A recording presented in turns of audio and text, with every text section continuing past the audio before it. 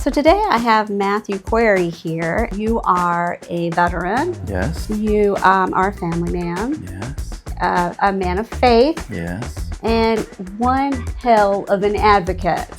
Thanks. Welcome to My Patient Advocate. What I heard was what you went through wasn't enough for us to take care of you. And I didn't have somebody like you to help me walk through it. We've had our marriage struggles because of the way that I've talked to my wife sometimes. I have kind of gone on a rager when it comes to my kids. Fortunately, I've never been physical. What scars and wounds are they going to have now because of the way that Daddy talked to them sometimes?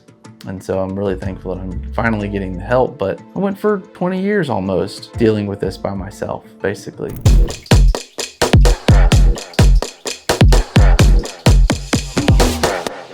So today I have Mathew here, and I want to thank you for coming. Welcome to My Patient Advocate. Happy to be here. I want to tell you a little bit about what I know about you. Okay. You are a veteran. Yes. Combat veteran. You served in Iraq. Yes. You are a family man. Yes. A man of faith. Yes. And one hell of an advocate. Thanks. You're a great Means advocate. a lot coming from you. Well, thank you. Thank you. So tell me a little bit about yourself, Mathew. Well, I was born and raised in Indiana, and that's where I actually joined the military. The Indiana Guard, joined them, got deployed with the 101st Airborne, and spent a year in Iraq in 03, 04, right when things kind of kicked off. After I got out of the military, I finished up my schooling at Purdue, and right out of school, started into construction and was very quickly laid off. This was about 05, 06, and ended up moving down here with the same company. They actually found another job for me down here. I picked up and moved down here. Okay. And a year later, met my wife, who's a native to Charlotte, and have lived in Rock Hill ever since. Wow. What drew you to the military? It's funny you say that because have you ever seen the movie Saving Private Ryan? I have. Yes. Yeah. That was actually one of the kind of a key influences for me.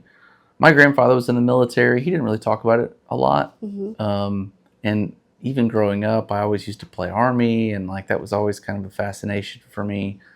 My parents didn't, push it or promote it, but I had several friends that joined up out of high school.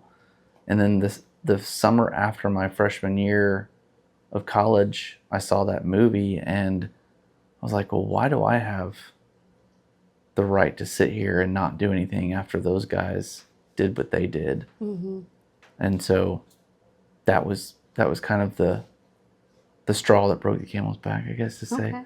And I joined up and joined the infantry, and the rest is history, I guess. What experiences stayed with you the most?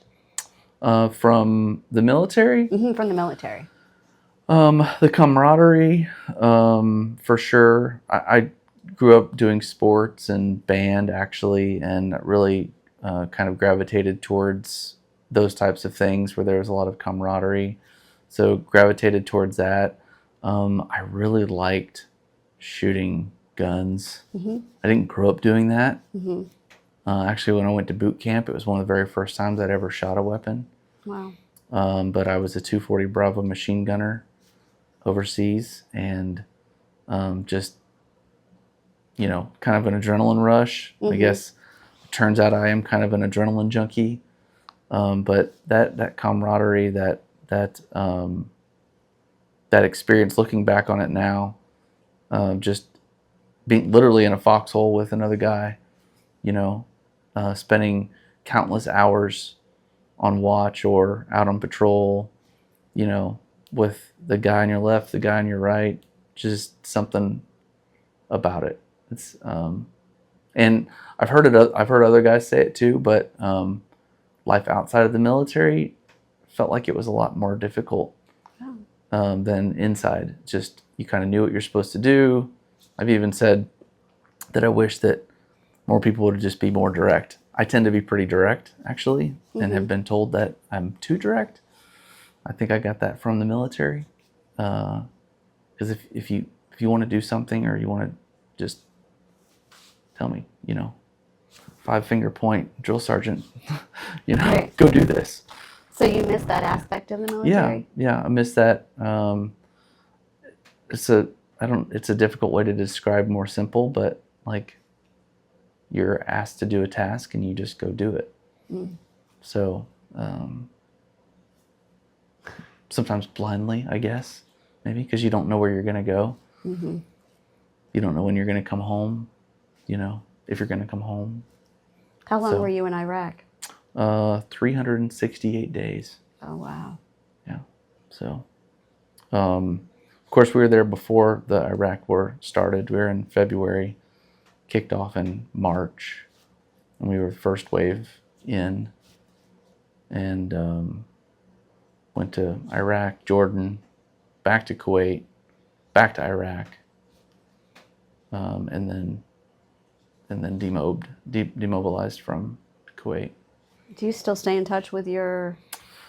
Sadly, I don't a lot. I would say I probably interact with my old squad leader the most, who retired as a first sergeant, actually. And I'd stayed in touch with a couple of guys previously, and one guy from my squad, weapons squad, actually died. He got cancer from burn pits. Okay. And this was before the PACT Act, and so the VA wasn't really taking responsibility at that time, and so kind of had heightened my awareness of everything, and we lost him. I think it was 2001, maybe it was 2000. I couldn't go home because of COVID, and so I wasn't able to go to his funeral. But I remember interacting a lot with him and the other guys during that time. So I wish that I did more, but I have such a great community here, which is a lot different than a lot of guys, I would say. Right.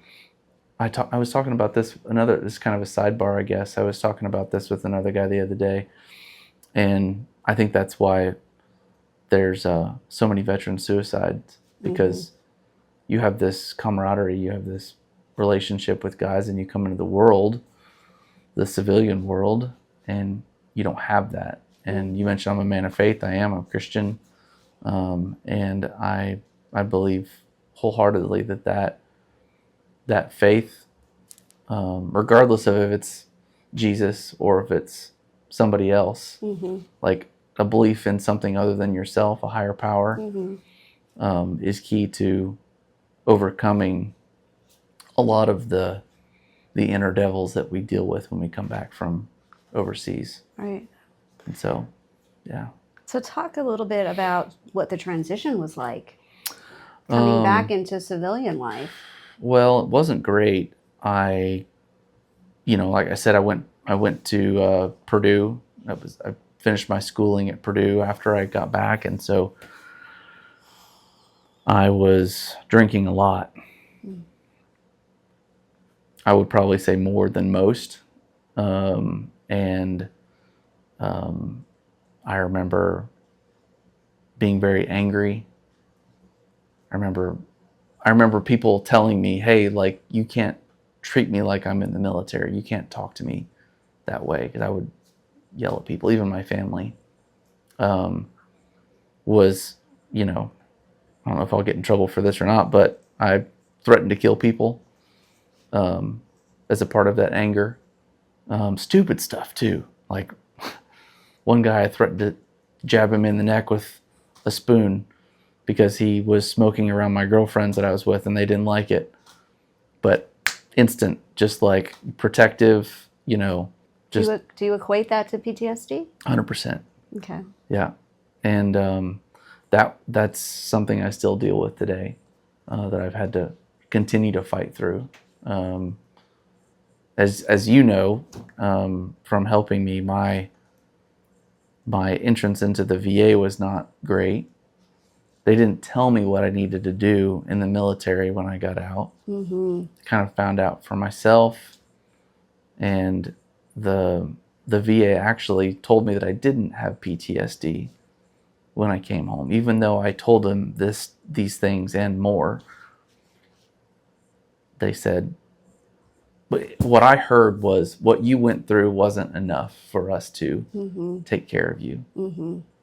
You know, they gave me a 10% rating for tinnitus Mm-hmm. and sent me on my way. And I didn't have somebody like you to help me walk through it. I didn't have really anybody. I just had to kind of deal with it. And again, I'm really thankful that, you know, God had his hand in my life and kind of took me out of Indiana at the right time, because I had good friends, but I wasn't doing the right things with those friends. Mm-hmm. And this kind of gave me a reset down here. Mm-hmm.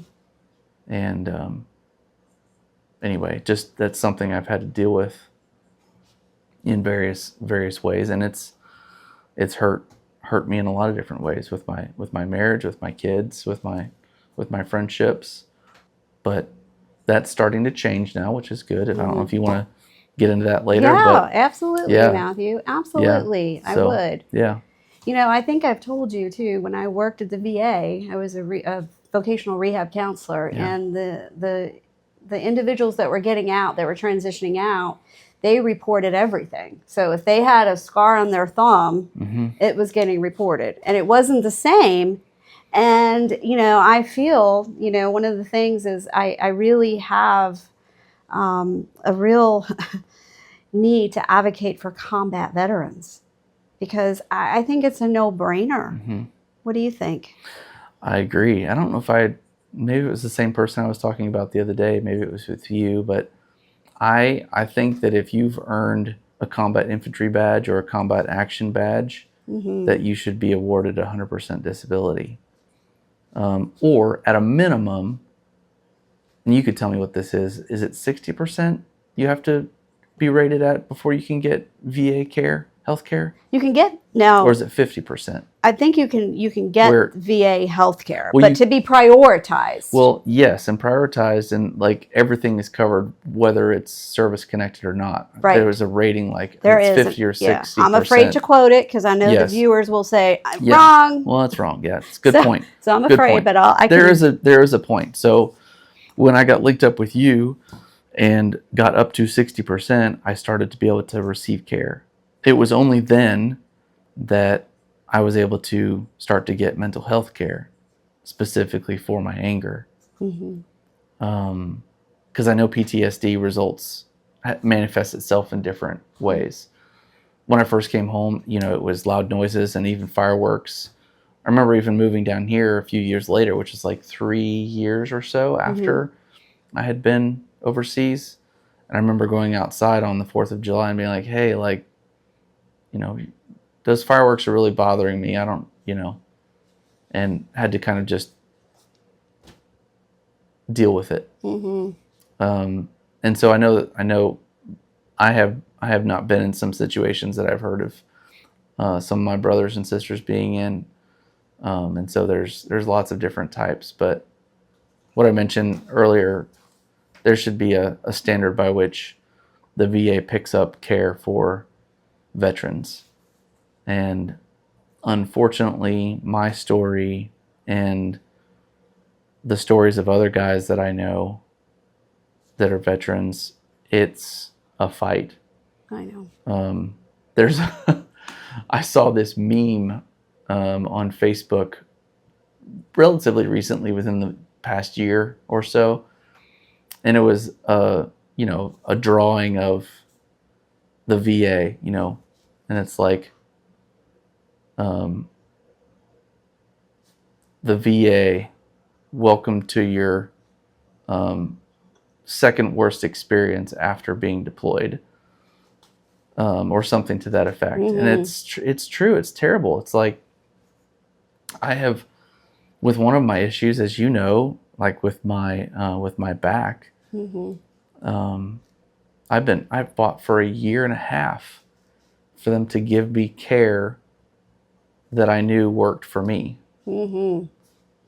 Can you talk a little bit about what that care is? Oh, yeah. And why you know that works for you? Yeah, so let me back up a little bit more. What I found out in, again, working with you and then getting linked up with the veteran advocate in York County, she pulled up a record that apparently I signed when I got out that said I didn't have any back troubles. And, I didn't have any back problems. I'm like, well, I was 26. I don't have any pain at 26, Mm-hmm. Unless I maybe work out too hard. Right. And so, like, one, if you're a veteran, read everything that you sign when you're getting out. And so, like, when I, as I'm getting older, I'm 44 now, we'll be 45 this year. As I'm getting older, things hurt more. They hurt longer. I have had repeating issues of hurting my back since I heard it in the military. It was boot camp. I remember the day I did it. But being an infantry guy doesn't help you take care of your body anymore. That's for sure. You're pretty rough on your body as an infantryman. But I knew that I had back issues, and I have been in chiropractic care for 15 plus years. Mm-hmm. And that has worked for me. Right. And when I injured my back again and literally got to the point where I couldn't walk, my daughter had to help me up off the floor. I've seen you that way. I've seen you where you couldn't walk. Couldn't move. Put my socks on. I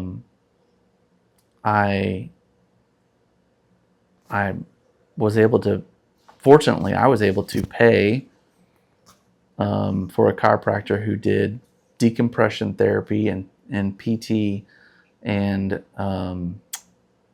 actuary, something like that. That wasn't acupuncture, but it was like a little clicker thing that he would do. It wasn't any manual adjustments. And within a month of going 3 times a week, my pain went from like a 20 out of 10 to a 0 or 1. Right.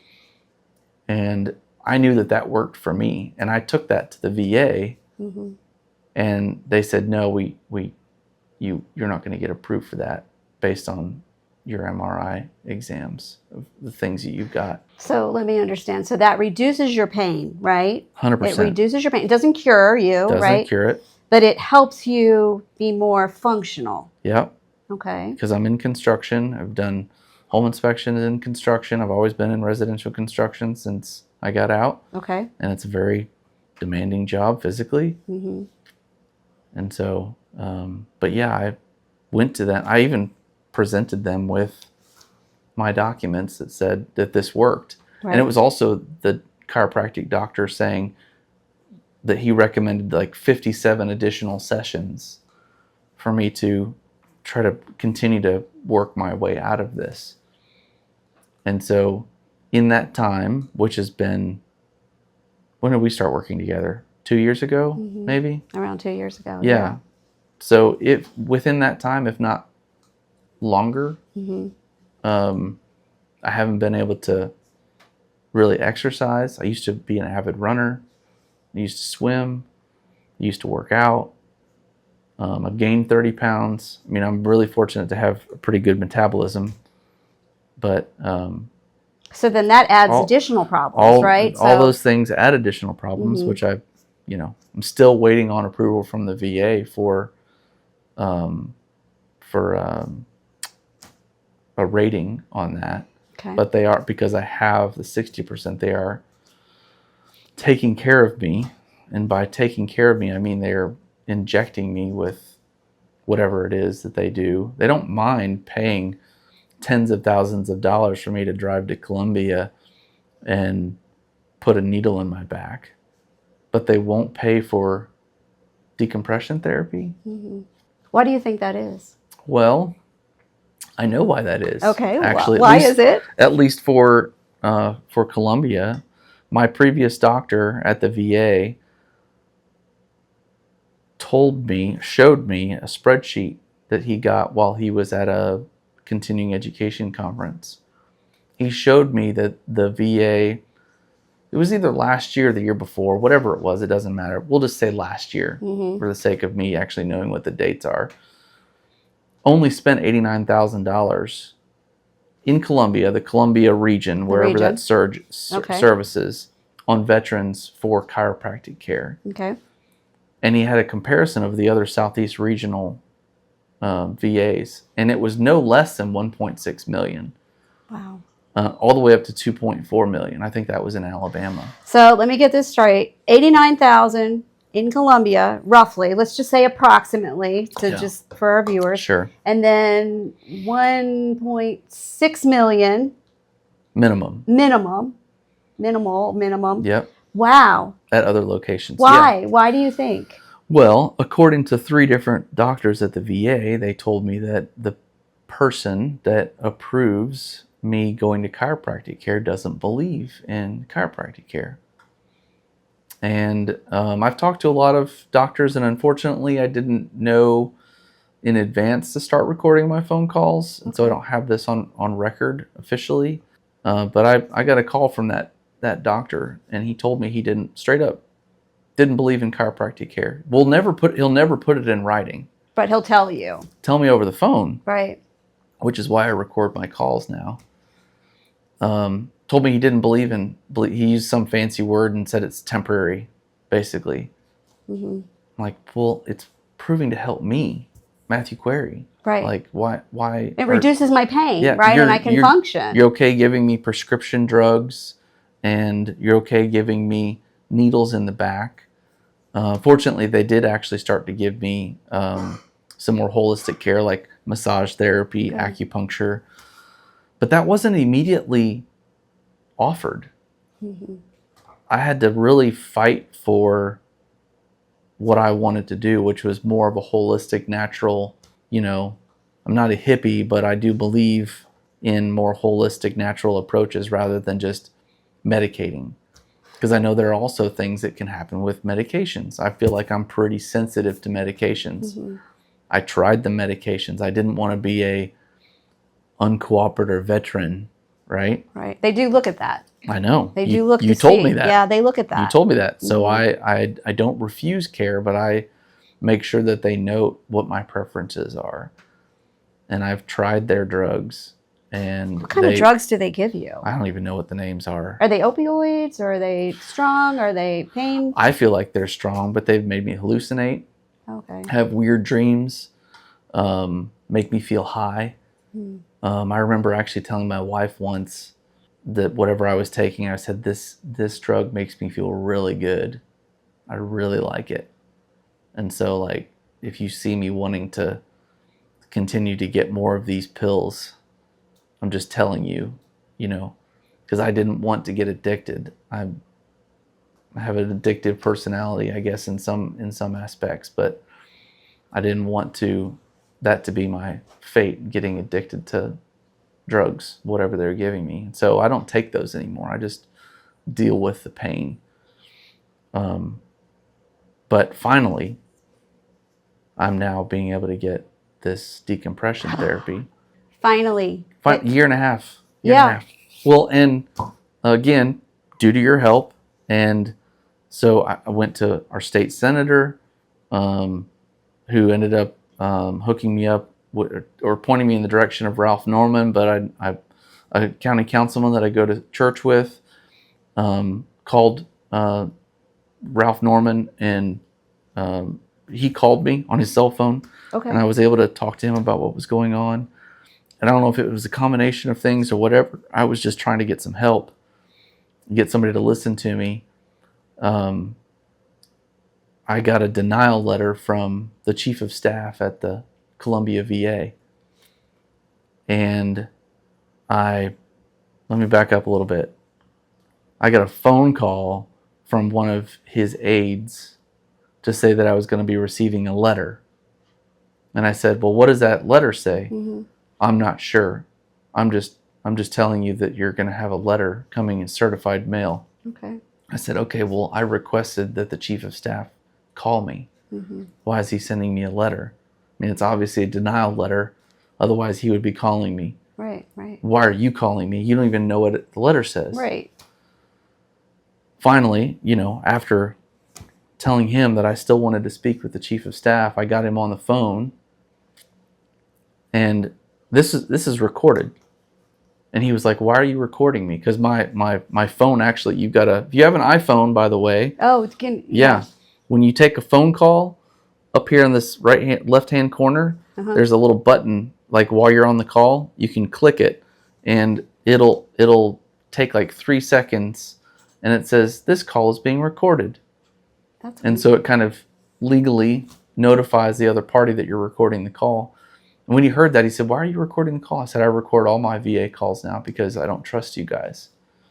He said, "Well, we record the calls as well." I said, "Okay, good." Good. So we're so we're on the same page. All on the same page. He said, you don't need to do that. I'm like, "Yeah, I do." Yeah. And so, long story short with this, I asked him, when you sent that denial letter, did you look at my file?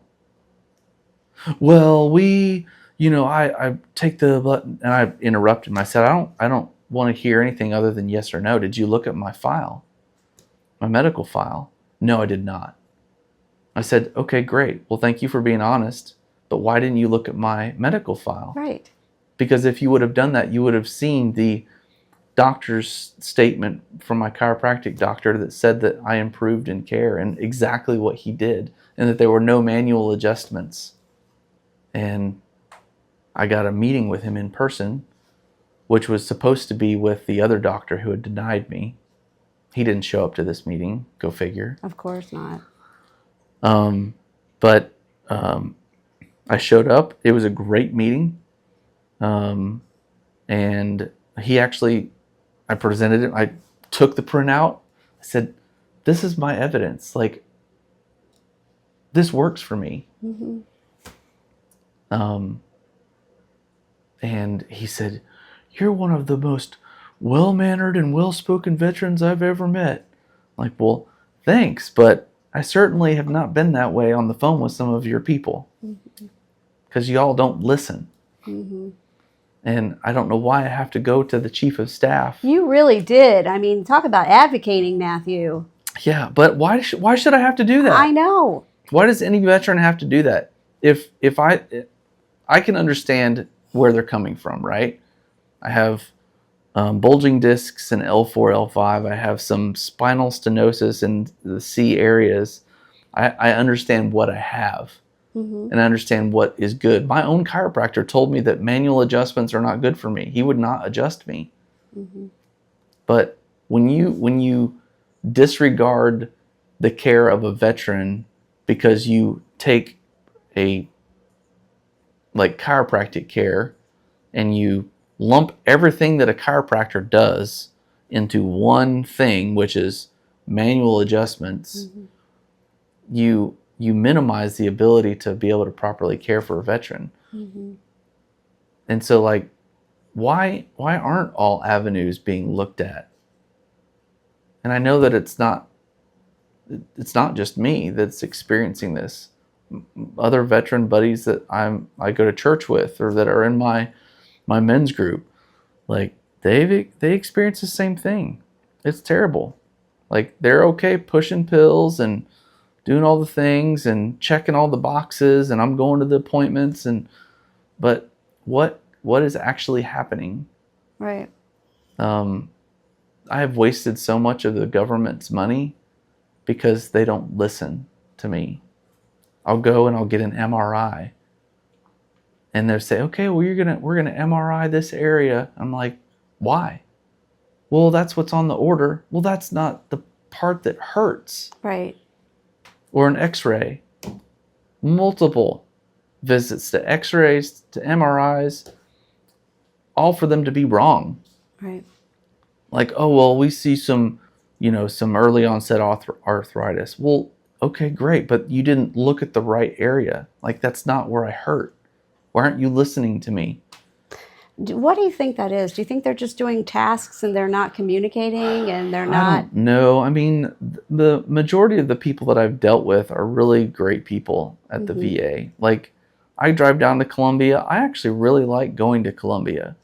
I walk around there and everybody is, all the staff, Like, they're always smiling. They're always like, you can't, it's almost annoying. You pretty much can't walk by anybody who works there without them saying, hello, how are you? That's good. Which is great. They keep it really light. I think that's a really great thing. I don't know if they do that at all VAs, but they do it at Columbia. But I'm sure that it's because they are overwhelmed. I pretty much choose community care whenever I can. Can you explain a little bit about community care Yeah. and what that So is? what I know about community care is that if you're a veteran who qualifies for VA medical care and you can't get in to see any VA doctor or service within 30 days, or it's over a certain amount of miles, Okay. you automatically qualify for community care. Okay. I don't know that they push that. I think I'm because I'm aware of it, I say, as soon as I know that it's 30 days out, I say, well, I'm requesting community care. Okay.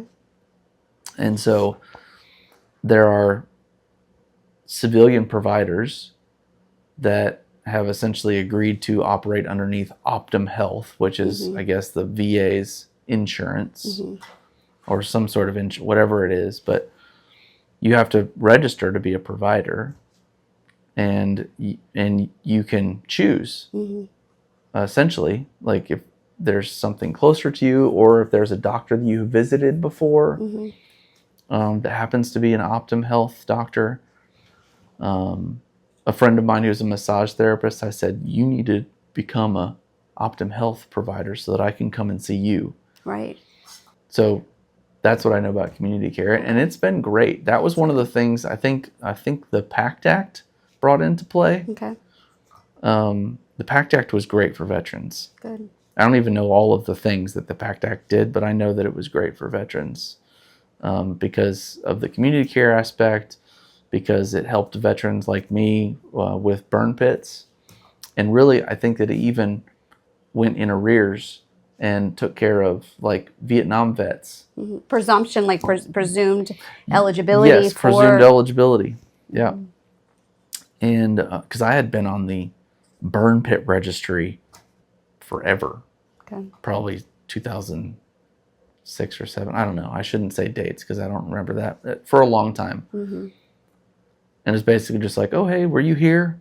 Yeah, I was here. Okay, cool. Well, thanks for letting us know. But that all came into play later when the PACT Act came through, because then I was almost immediately qualified with service-connected disabilities for all sorts of stuff. Most of mine is respiratory. I'm essentially allergic to the outside now. Oh, wow. But I'm getting care. That's a lot. Yeah, but you're getting the care you need. When you have sinusitis and rhinitis, and you get nasal infections and like multiple times a year, and you just think that it's just like everybody else. Just like everybody else. It's from the burn pits. Yeah. So when I met you, you were what, 10%? 10%. I want to ask you, I want to know, when you were in boot camp and you were in the military and you were in Iraq, when you hurt and you injured yourself, what would it have looked like if every time you hurt yourself, you reported it to the infirmary? Well, what would happen? If any vet is watching this, they'll understand. If you're a civilian, excuse my French, but if you go to sick call, they call you broke dick. Okay. It was not looked upon highly for you to go to sick call. So what did that do to you now, though? Well, exactly. With trying to, nothing's reported. If it wasn't documented, drink water, they say, suck it up and drive on. Yeah, it didn't happen. That's what they, and you have to fight through that and then fight through the red tape, right? Yeah. Yeah. So you hurt yourself, you just deal with it. Put a Band-Aid on it, rub some dirt on it, Yeah. But that was the saying, like, drink water, suck it up and drive on. Yeah. So knowing when you got out of the military that you were experiencing issues with addiction, right? What do you think about the VA throwing pills at you? Knowing that it could have had... They didn't even ask. They didn't ask? They didn't ask if I had an addictive personality. But how do you really know? Right. I mean, I don't know that I would call myself addicted to alcohol, because I can cut myself off relatively, but you get into an opioid or, any number of different things that they want to give you, and you don't know until you start taking it. Right. And then it could be too late, right? For some. Yeah, they have to do a better job of being able to prescribe medication. It's, it was said that I actually went to the dentist when I was in the military. If you go to the dentist, you're probably going to lose a tooth in the military because they don't fix teeth. They pull them. Oh, wow. So fortunately mine was a wisdom tooth. But that's, just a continuation of military care. I don't know what it's like today. It's been a while since I've gotten out, but almost 20 years. But I can't imagine it's much of the same. Wow. Or that I imagine it is the same. So talk a little bit about how faith has been instrumental in your life and how that it's grounded you. Yeah. Well, I rededicated my life to the Lord in 2007, I think, or 2008. And kind of started off on renewing my faith journey, and I go to Elevation Church. Okay. And got plugged in with a small group, and was able to start working on me. And again, taking your eyes off of yourself is a good thing. Mm-hmm, definitely.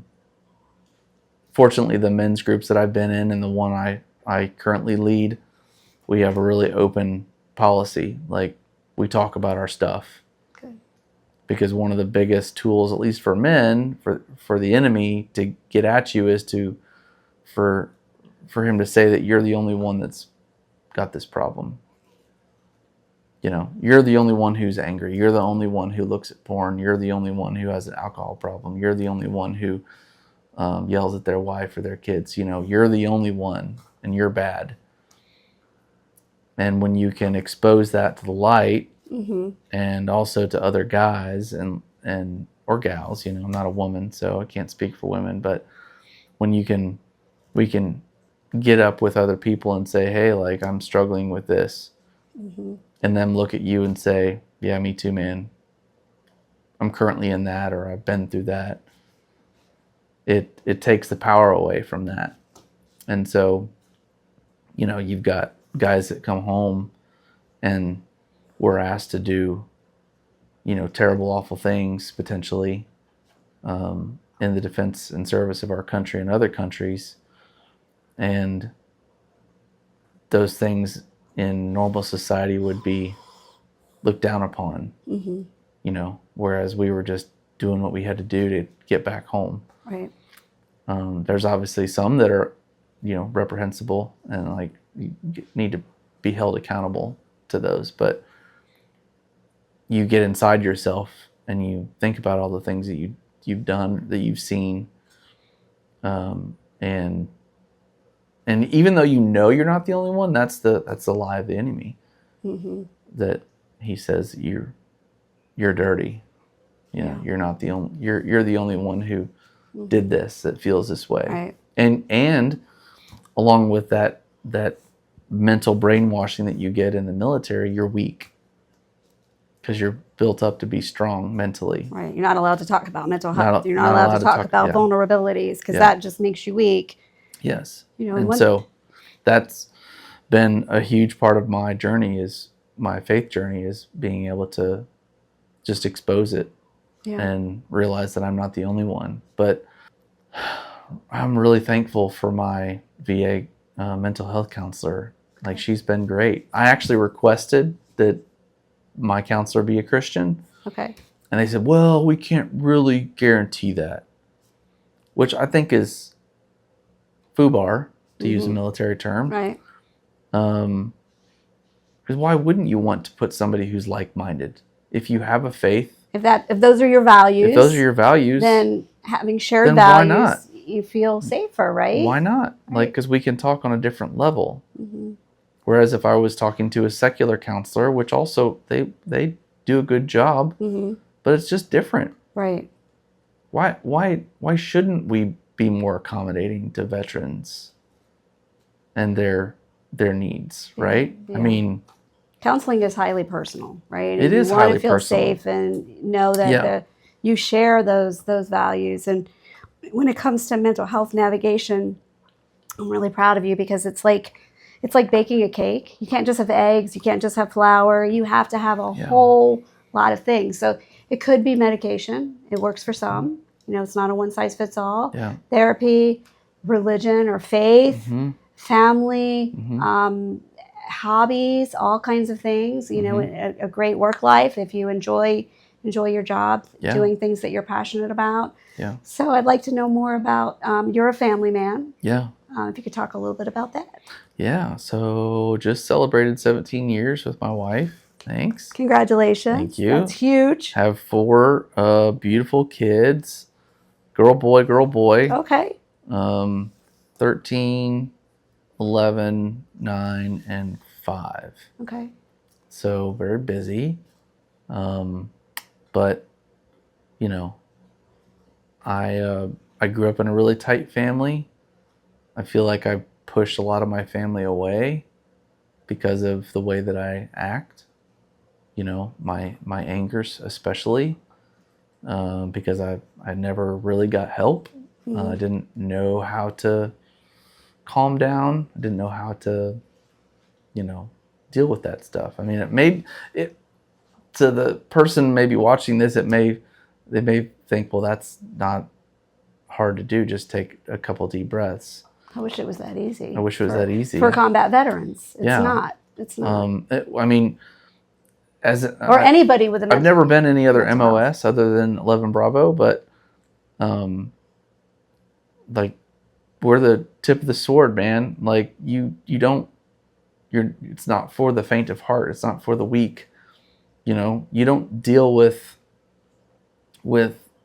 stress or anything you go through with anything other than like intensity or with anger. Like, you don't want to appear weak, and so like your manliness comes out, and your anger, or whatever comes out, it's typically anger. Like, you don't talk softly, you yell when you talk. So all of that combined, like, left me in a place where, we've had our marriage struggles because of the way that I've talked to my wife sometimes. I know that I have kind of gone on a rager when it comes to my kids. Fortunately, I've never been physical. But what scars and wounds are they going to have now because of, the way that Daddy talked to them sometimes. And so I'm really thankful that I'm finally getting the help. But, I went for 20 years almost dealing with this by myself, basically. And what I've told you before, I'm glad this just came to me. Like, I didn't feel like I had been through enough. I know you did. To deserve VA care, to deserve mental health care. And okay, so sure, I could have gone to a counselor to talk about it, but like, that's expensive. And it's not just the expense, but it's like, I don't really have a problem because the VA told me that I didn't have PTSD. So, I don't need to work on that. So, my journey's not over yet, but I'm thankful for my family, and especially my wife sticking by me, through thick and thin. And she wasn't with me when I was in the military. She's just had to deal with the aftermath. So, but I'm still fighting. I'm still, now I'm trying to advocate for veterans and everything. And so, yeah, working with you and just talking to other guys that are in the military and telling them what my experience was and like how to get around stuff and like what to do. But like, it shouldn't be this hard. No, it shouldn't. It shouldn't be this hard. I just thought of a question. It's kind of Yeah. I'm going rogue a little bit. Yeah, go. Yeah. Do you remember Mathew before going into the military? Yeah, I was really pretty nerdy. I still feel like I was pretty outgoing, but relatively shy, you know, not really, I don't feel like I was very combative. I don't know, just a fun little boy, like to have a good time, you know. Never drank. I actually didn't drink until I went to Purdue. This may be TMI, but never had sex. When I was deployed, I was a virgin. And of course, you know, that's like, well, what's wrong with you? You know? So it's like when I went on leave, guys literally took bets on whether or not I was going to, you know, do the deed while I was gone. It's just not, you know, this is a lot different. Right. You know, it's I didn't have a great, I mean, I was raised in a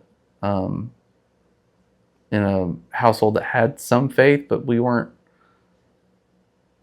didn't really pray any other time than like bedtime or at mealtime. And so like, wasn't really taught how to deal with my questions regarding, you know, sex or alcohol. I just kind of just didn't do it and just kind of wasn't confident enough to want to do it. And then after that, it was like, oh, look at me, you know, look at me. I'm a war veteran, you know, right. And all that stuff changed. Mm-hmm. But again, I, you know, went to the wrong source. But I went to the only thing that I knew at the time, which was alcohol and sex. So, a lot of damage I've had to undo. Yeah, but you have, and you're doing it. I am doing it. And you are doing it. I am doing it. So tell me about you have a great business path, and you had a business. I know you sold a business. Talk about that. Yeah. And now you have another business. Yeah. So I was in residential construction superintendents, and I ended up leaving that job and started my own company with doing home inspections. So still low crawling for a living, basically. And after that, I think 8 years, I think I did that, and just sold that company, as you said, last November to one of my inspectors, and got back into residential contracting. So I try not to do too much, but I usually end up overdoing it. And I just actually came from PT, which is great. They're helping me with my back. Okay. But I tend to really overdo it nowadays. And so I'm trying to take it easy, but I also, you know, I'm a man who wants to take care of his family, and I don't feel good about sitting down and taking rest. And so I'll just kind of go and do and hurt myself. But your physical health has been impacted because of being 100%, Yeah. right? Yeah. I was training for a marathon.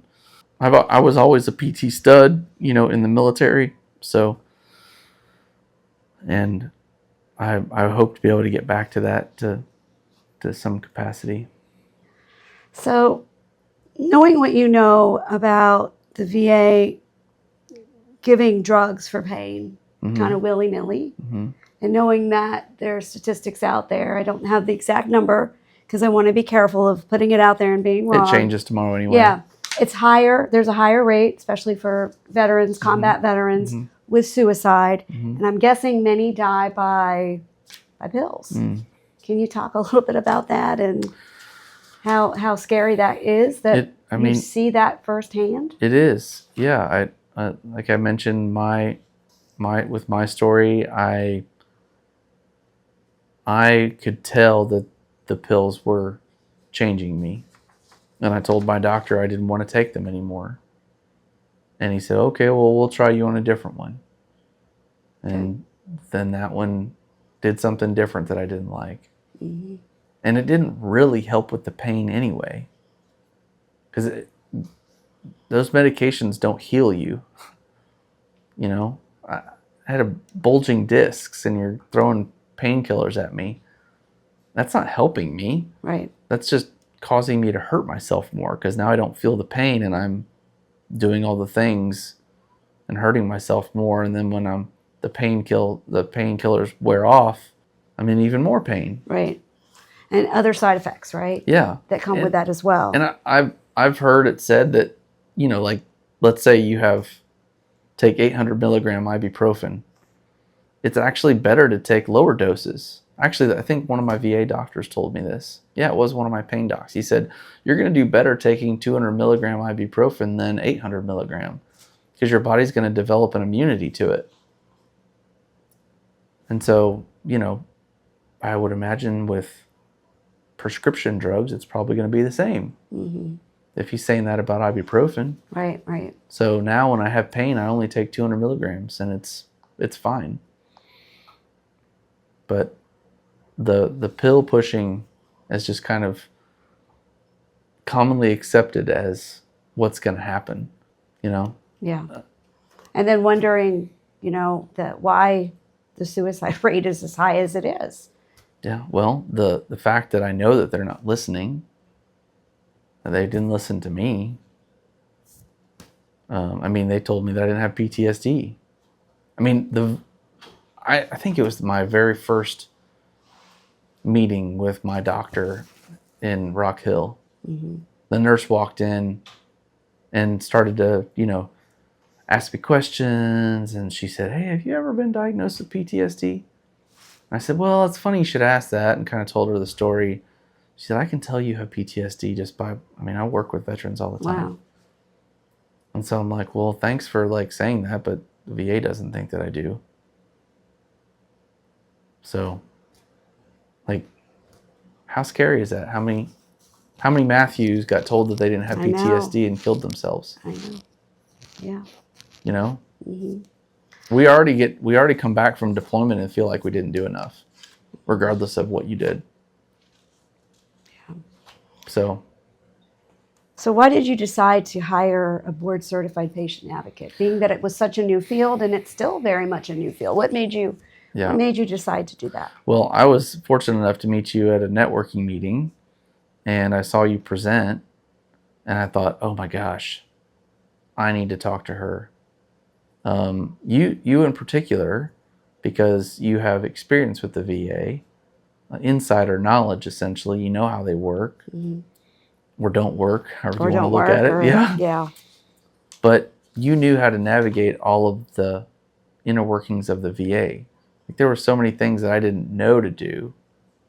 I didn't even know that I had access to a county advocate until you came along. Because it wasn't anything that the military taught me. Mm-hmm. They were just like, thanks for your service, sign this document, and apparently tell me that you don't have any back problems. Mm-hmm. See ya. Yeah. Thanks for 6 years. We'll call you in another 2 if we need to call you back up for inactive. It's like, why don't you set veterans up for success? Mm-hmm. You know, why don't they? And again, maybe things have changed, but why don't you teach veterans how to manage a budget or a household or find a job? I know there are several organizations that help vets find jobs nowadays.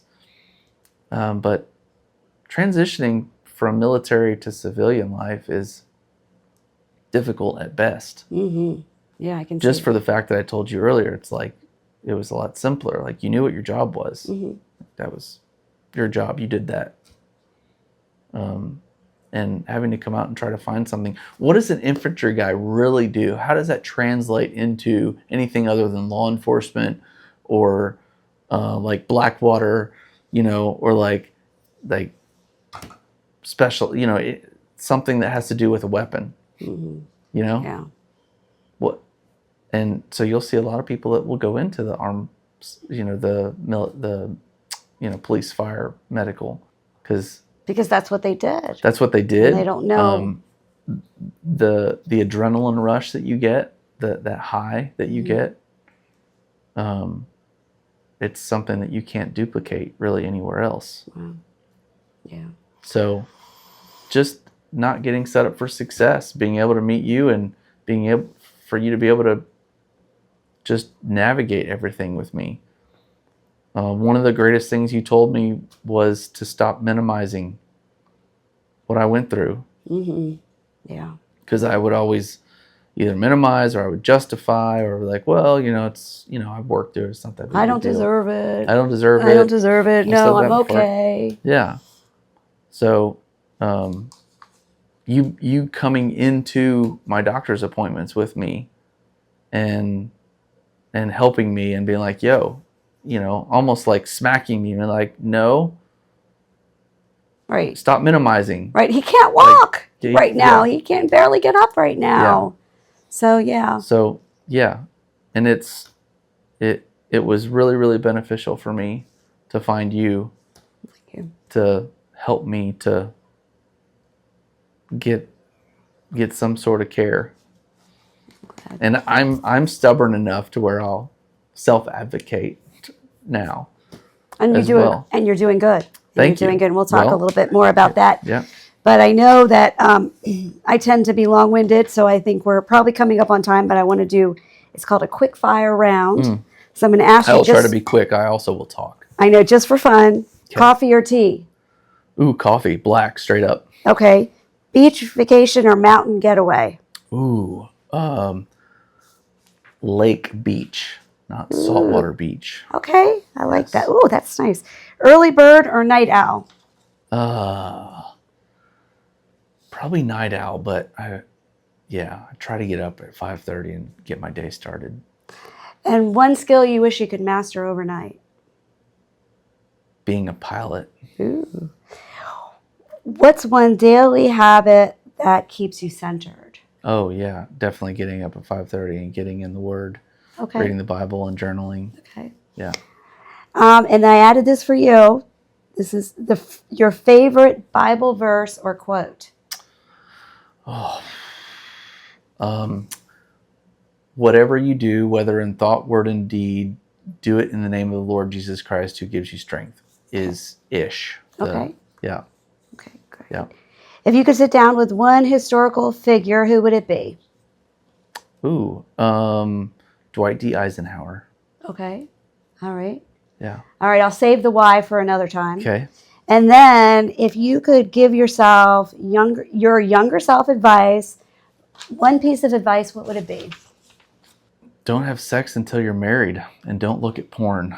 Okay. All right. There you go. That's fine. And on that note, I want to thank you. I love the fact that you're vulnerable. You always have been. Thanks. You're very honest. And you know what?